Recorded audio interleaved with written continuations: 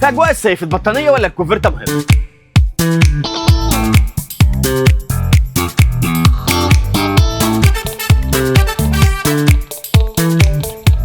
سالتونا السؤال ده والنهارده هنجاوب عليكم ونقول لكم اهميه البطانيه واهميه الكوفرته، ويا ترى نشتري بطانيه وكوفرته ولا بطانيه بس ولا كوفرته بس؟ ازيك يا عم محمد؟ ازيك يا باشا؟ سالونا سؤال مهم جدا جدا جدا، طبعا. يا ترى نشتري بطانيه للبيبي ولا نشتري كوفرته في ايام الصيف؟ لا طبعا. بص يا استاذ احمد، الكوفرته مفيش فيه غنى عنها ولا البطانيه في غنى عنها. يعني بصي الاتنين دي شيء موجودين. اساسي وخليها في شيء بالك، أساسي. لازم طبعا. بطانيه ولازم الكوفرته. الكوفرته طبعا في كوفرته بيتي، في كوفرته الخروج، وعندي البطانيه طبعا دي شيء اساسيه يا استاذ احمد. عندي خامه جميله جدا جدا. خلي طبعا بالكم احنا هنا في عالم البطاطين في رأفت صيام، مش ماشي. بطانيه واحده هتلاقوا اشكال وانواع ومقاسات. طبعا عندي مشجر زياده يا استاذ احمد، رسمه طبعا الرسمه اللي عليها ايه، رسمه ميكي ماوس.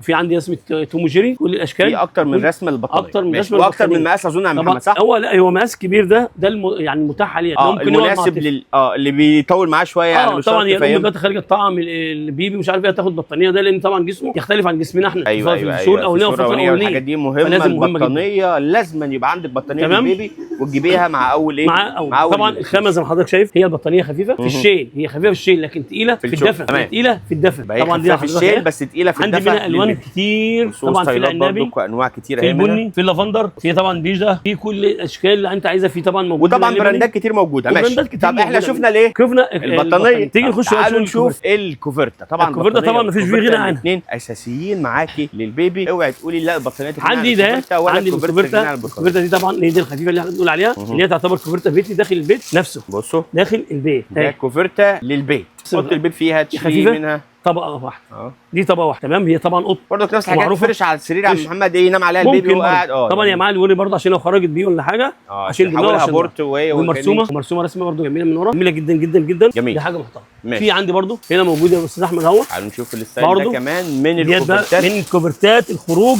الجميله المميزه اللي عليها رسومات. يبقى طبعا هي بيها بره مع البيبي. ايوه طبعا هي معاها برضه جميله اهو. كده كفيت البيبي بس تبقى خفيفه هنا عليه. هي برضه خفيفه جدا لانها قط صغيره برضه كايوله. لانها ايوه ماهيش تقيله، ماهيش كبيره قوي، تقيله انها تبقى تقيله على ايد الام. جميله قوي قوي طبعا في الخروج دي بتاعت الخروج طبعا يا استاذ احمد مميز. يبقى انت شفتوا معانا البطانيه، شفتوا معانا الكوفرته البيتي والكوفرته الايه الخروج. على فكره براندات كتير زي ما انتم شايفين، في براند بطانيات مطبوع فوق كتير جدا، هي والصيلات كتيره جدا وانواع كتيره من الكوفرتات، وكل ما يخص عالم البيبي. بصوا في كمان حاجات في عندي كوفرته البشكير. كوفرته البشكير ديت بشكير طبعا، دي البشكير انها بتبقى مع البيبي وانت خارج من الحمام بتلفيه فيها. يعني خلاص خدنا الشاور، طلعنا من الشاور بتاعه لكفه البيبي هنا. ايوه لكفه البيبي بقى يا باشا اهو. دي كوفرته بشكير. كوفرته بشكير طبعا لذيذه برضه وحجمها حلو واشكالها والالوان برضه طبعا صح. او كوفرته فوطه زي ما طبعا بعض الامهات بتسميها، تقول لك انا عايزه ايه كوفرته فوطه او كوفرته بشكير او كوفرته. في بعض الامهات بيقول لك البورنوس اللي هو خارج من الحمام. ايوه اللي هو طبعا يختلف عن البورنوس اللي احنا عارفينه. جميل جدا، لكن بقى لها مسميات كتير. يبقى انت كده في الفيديو ده عرفتي ان البطانيه مهمه وكمان الكوفرته طبعا الكوفرته مهمه. اشكرك يا عم محمد. استنوا فيديوهات جديده وتفاصيل اكتر على عالم المواليد والبيبي اللي موجود عند رأفت صيام. هحكي لكم السنتر في المنصوره شارع بورسعيد، واحد من فروع رأفت صيام مميزه جدا، هتلاقوا فيها كل اللي انتم محتاجينه. ولو بتنزلوا المحله الكبرى، احنا موجودين في المحله الكبرى شارع المعهد الديني، امتداد اسم الله مسجد الكنيسي في اتجاه السريع. استنوا فيديوهات جديده لكم تفاصيل اكتر على كل ما يخص البيبي اللي موجود هنا في رأفت صيام. ده واحد من فروع رأفت صيام مميزه جدا، شرطه وصولنا موجودين في المنصوره نص شارع بورسعيد بالظبط، هتلاقوا فرع